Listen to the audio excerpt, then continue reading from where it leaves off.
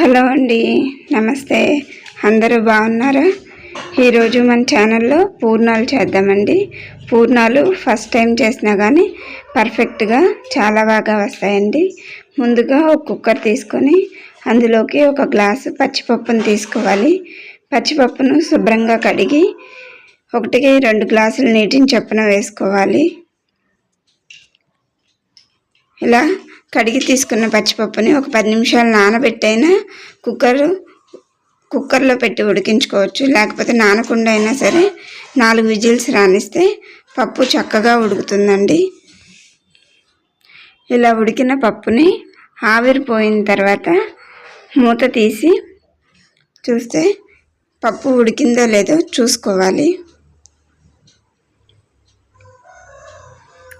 పప్పు ఇలా మెత్తగా స్మాష్ అయితే చక్కగా ఉడికినట్లండి. లేకపోతే మళ్ళీ స్టవ్ ఆన్ చేసుకొని ఒక 10 నిమిషాల పాటు ఉడికించుకోవాలి.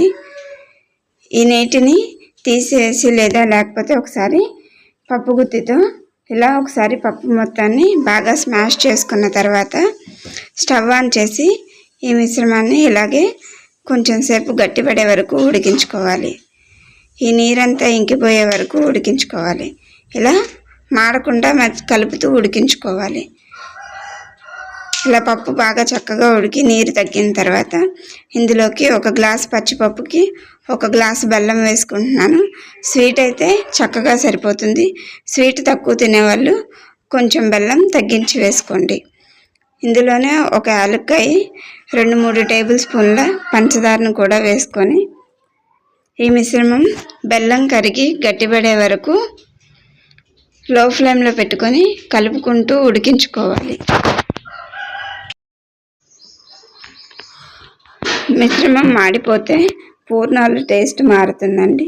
ఇలా బెల్లం కరిగినప్పుడు జావగా ఉన్నట్లు ఉంటుంది.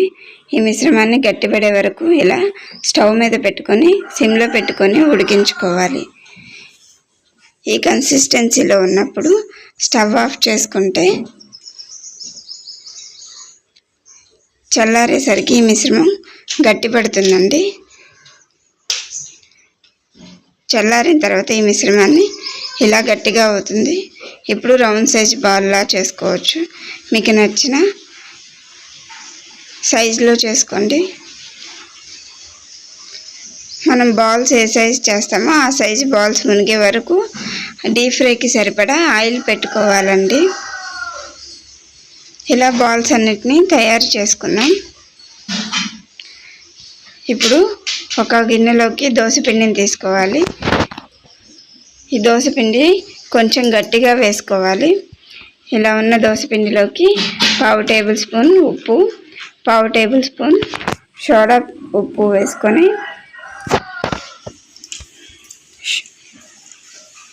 సోడా ఉప్పు కానీ వంట సోడా అంటారు వేసుకొని 2-3 టేబుల్ స్పూన్ల నీటిని వేసుకొని ఈ మిశ్రమాన్ని మరీ జారుడుగా కాకుండా గట్టిగా కాకుండా కలుపుకోవాలండి. ఫ్రెష్ దోసపిండి అయితే చక్కగా ఉంటాయండి. ఇప్పుడు నేనైతే స్పూన్తోనే వేస్తున్నానండి. ఇందులోకి మనం తయారు చేసుకున్న పప్పు మిశ్రమాన్ని పెట్టుకొని ఆయిల్లో ఒక్కొక్కటిగా వేసుకోవాలి. ఆయిల్ వేడిగా ఉండాలండి. వేసేటప్పుడు నూనెకి సరిపడా వేసుకోకూడదు. ఒక్కొక్కటి అంటుకొని మనకి చక్కగా రావన్నమాట పూర్ణాలు. ఇలా కొంచెం ఖాళీగా ఉండేటట్లు వేసుకోవడం వలన పూర్ణాలు పప్పు బయటికి రాకుండా ఉంటుంది. మధ్య మధ్యలో కలుపుకుంటూ వేసుకునేటప్పుడు ఆయిల్ హై ఫ్లేమ్లో ఉండాలి. వేసుకున్న తర్వాత మీడియం ఫ్లేమ్లో పెట్టుకోవాలి. అప్పుడు ఇలా గోల్డెన్ బ్రౌన్ కలర్లోకి వస్తాయండి. చక్కగా ఎర్రగా ఉండడం వల్ల చాలా బాగుంటాయండి పూర్ణాలు. ఇలాగే అన్ని పూర్ణాలని తయారు చేసుకున్నామండి. ఇంతే అండి, ఎంతో సింపుల్, టేస్టీ. ఇలా మధ్యలో కొంచెం ఖాళీ వస్తే పైన లైట్గా పిండిని వేసుకుంటే పూర్ణం చాలా చక్కగా వస్తుందండి. అలాగే అన్ని పూర్ణాలని తయారు చేశాను. వీడియో నచ్చితే లైక్ చేయండి. మా ఛానల్ని సబ్స్క్రైబ్ చేసుకోండి. మీకు ఎలా అనిపించిందో కామెంట్ చేయండి.